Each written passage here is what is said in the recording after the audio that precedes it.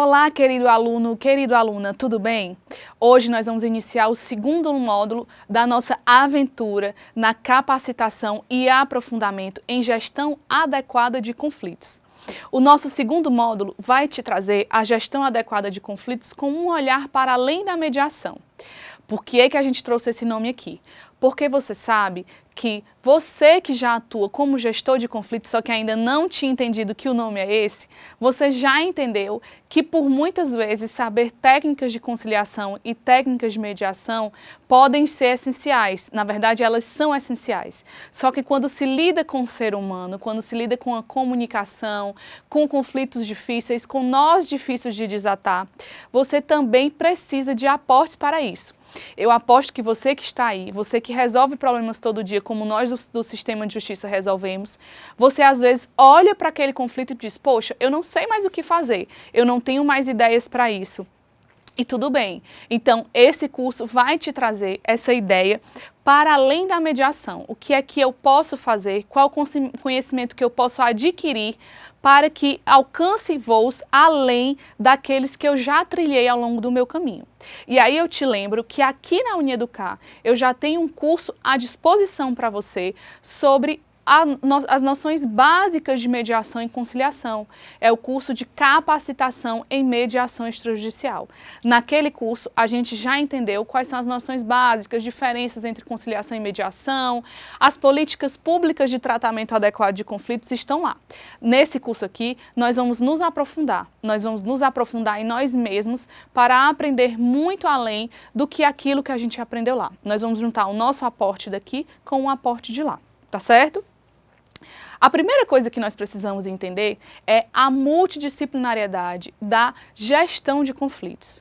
Vocês já devem ter visto que para muitas situações é importante que a gente beba de outras fontes, que a gente conheça outros métodos para que isso nos ajude a resolver problemas complexos. Vimos que você já entendeu que a mediação e a conciliação por muitas vezes te oferecem excelentes aportes, excelentes técnicas, princípios, tudo aquilo que está lá no Código de Processo Civil, na Resolução 125 do CNJ, na Lei de Mediação, mas você também já viu que muitas vezes os conflitos complexos, eles partem de quem? Dos seres humanos. E muitas vezes a gente, quando está lidando com o Poder Judiciário, às vezes quando a gente está lidando com problemas de pessoas, a gente acaba esquecendo um pouco isso. A gente foca muito em como resolver o problema daquela pessoa lá na legislação. Só que a gente precisa entender que muitas vezes os conflitos complexos, eles partem das pessoas. A gente vai ver aqui na teoria do conflito que o conflito ele tende a escalar quando a gente não trata dele desde o início e geralmente quando as pessoas nos procuram, quando elas procuram o Poder Judiciário, o sistema de justiça, a advocacia, elas já estão com um problema extremamente aflorado.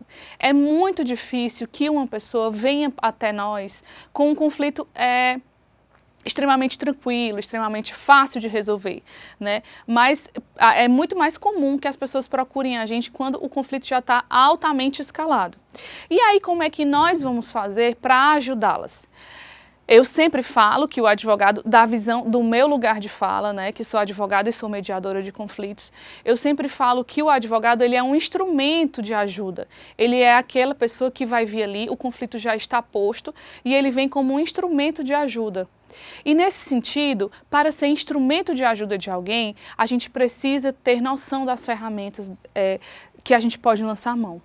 E principalmente a gente precisa entender o nosso chamado para aprender áreas que são diferentes das áreas que a gente comumente aprende na faculdade. E aí eu te faço uma pergunta, por que gerir adequadamente os conflitos? Nós sabemos que no Poder Judiciário nós temos o sistema multiportas de acesso à justiça. Temos a conciliação, a mediação, o Poder Judiciário, a arbitragem, que é uma metodologia também que existe como no sistema multiportas, e dentre outras temos diversas outras ferramentas. Nós, como gestor de conflitos, precisamos entender como alocar esses interesses dentro do sistema de justiça. Para onde e para qual porta nós iremos direcionar o nosso cliente. Será que um atendimento extrajudicial resolve? Será que passar por uma mediação extrajudicial resolve? Será que levar o nosso cliente direto para o Poder Judiciário resolve? Outra provocação, será que você que já está dentro do Poder Judiciário ou dentro de outros órgãos do poder público, será que você lá dentro não pode também ajudar aquelas pessoas que estão ali a buscar o sistema multiportas de uma forma mais eficiente? Então é por isso que a gente precisa gerir adequadamente os conflitos. Muitas vezes a gente foca tanto em pensar na legislação, em pensar na resposta dentro da lei, só que muitas vezes a resposta pode estar em outros lugares. E a gente sabe, pessoal, que as relações humanas, elas são complexas. Como eu já falei no início da nossa aula, as relações humanas, elas são permeadas. E lembrem-se, os seres humanos, eles já vêm de um contexto muito específico. Eu tenho o meu contexto, você tem o seu.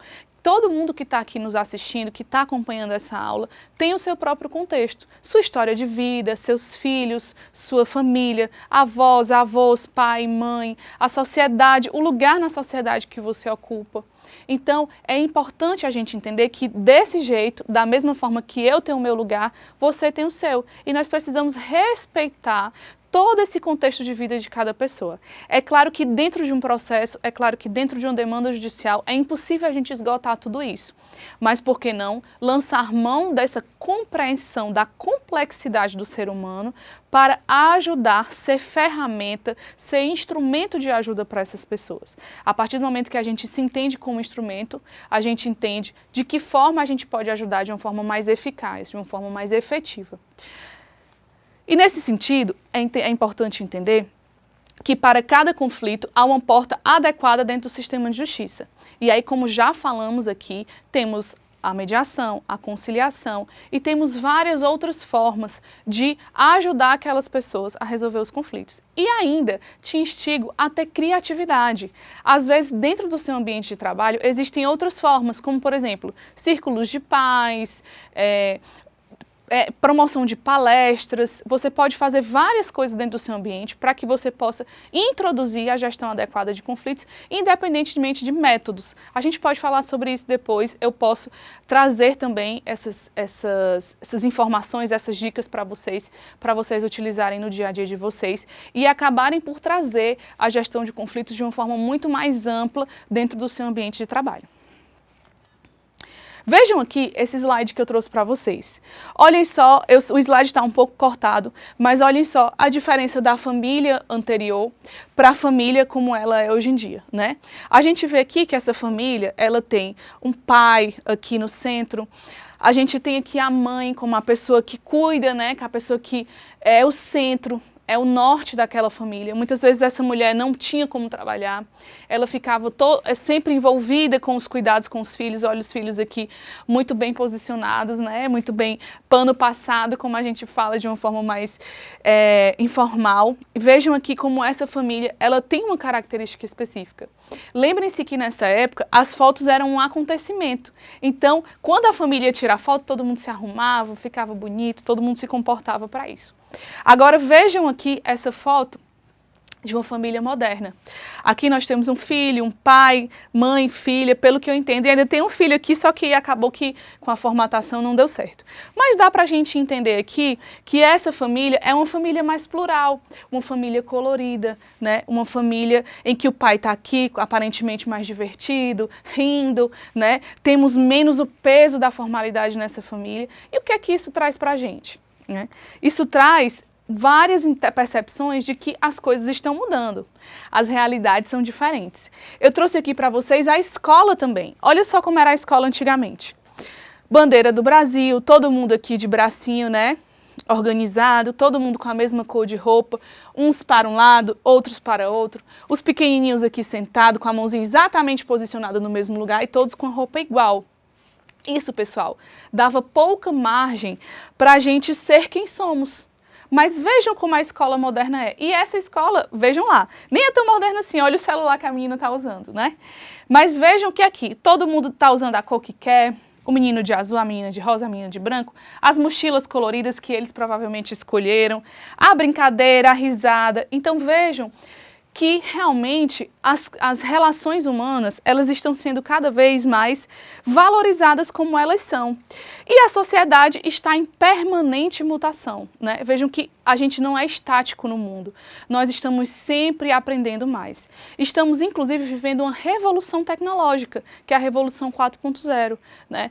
Até pouco tempo atrás, nem celular tínhamos, nem possibilidade de internet nós tínhamos. Então, hoje em dia, a gente vive outro contexto na nossa sociedade. E quem fala muito bem sobre isso? Bauman. Bauman trouxe para a gente, nesse livro aqui maravilhoso, A Modernidade Líquida, né? Ele fala nesse livro que nós, seres humanos, a nossa sociedade está passando por uma mudança em que antes a gente tinha uma sociedade que não mudava muito, e ele faz um paralelo com o quadrado, né? O quadrado, ele é difícil de se adaptar. Você não consegue colocar num copo, você não consegue moldar um quadrado. Mas a nossa sociedade, por ser fluida, por ser líquida, ela se adequa em qualquer lugar. E é isso que nós estamos vivendo hoje. Mas, professora, por que você está falando tudo sobre sociedade, sobre como nós vivemos essa realidade?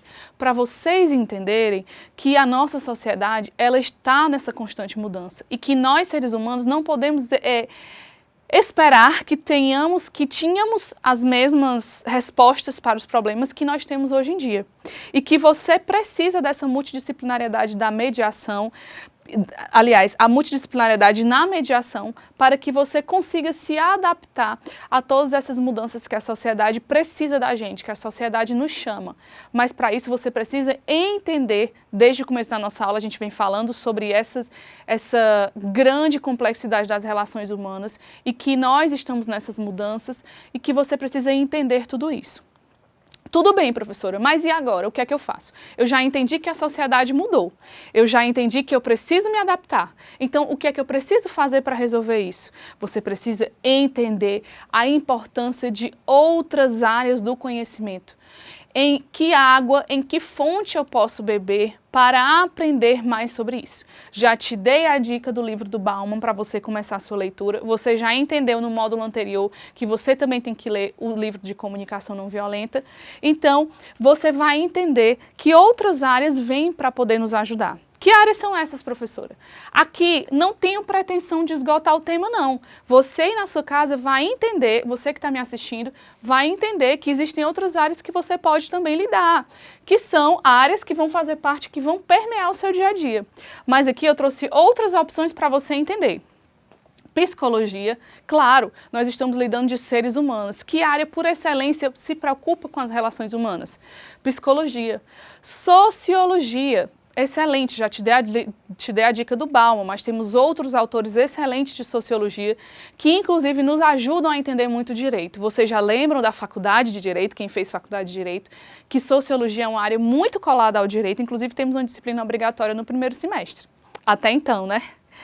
E aí a sociologia também é excelente. Neurociência, pode não parecer, mas a neurociência está muito ligada. As relações cerebrais, as escolhas que nós fazemos com o nosso cérebro, com o nosso comportamento, estão intimamente ligadas a como a gente lida com os problemas difíceis, como a gente faz escolhas no nosso dia a dia. Né?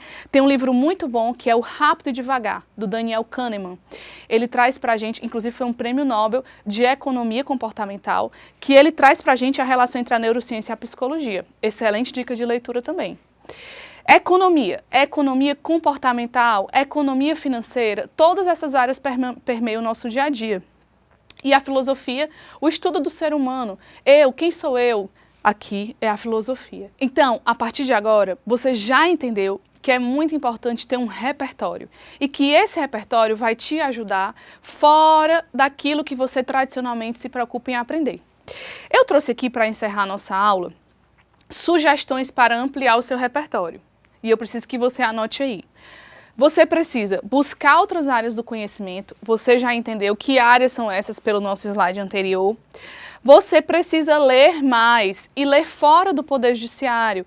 Esquecer um pouquinho, não quero que você esqueça porque faz parte do seu dia a dia, mas nas suas horas livres, nas suas horas de busca por novos aprendizados, buscar livros fora do Poder Judiciário. Já te dei algumas dicas aqui e se você se interessa por mais dicas, ao longo do nosso curso vão vir várias, então aproveita. E principalmente está aberto para assistir documentários, vídeos, séries, porque isso também vai te dar aportes. Não sei se você que está me ouvindo aí também trabalha com direito das famílias, mas no Netflix tem um filme muito interessante chamado A História de um Casamento, que concorreu ao Oscar e que vai te dar um excelente aporte nas relações humanas relacionadas ao direito das famílias. Então é importante que você tenha a compreensão de ter a criatividade e a abertura para o novo, por meio de novos aprendizados. Você já está aqui aprendendo mais, então significa que você já está entendendo essa necessidade. Você precisa ler mais e ler fora do Poder Judiciário. E você precisa assistir filmes, documentários, claro que tudo embasado na ciência. Entender que aquilo que está aqui nas minhas dicas são aqueles estudos comportamentais, aqueles documentários que vão te adicionar na sua vida, aqueles filmes que concorreram ao Oscar, ou seja, produtos de qualidade. Então você vai unir todas essas expertises e isso com certeza vai te ajudar a ampliar o seu repertório como ser humano, consequentemente como um excelente profissional. É importante a gente entender, para encerrar a nossa aula de hoje, que nós seres humanos não nos esgotamos entre si. Nós somos profissionais, somos pessoais, somos tudo que nós podemos ser. Então isso tudo faz parte de um só, que é você, tá certo? Até a próxima aula. Tchau, tchau!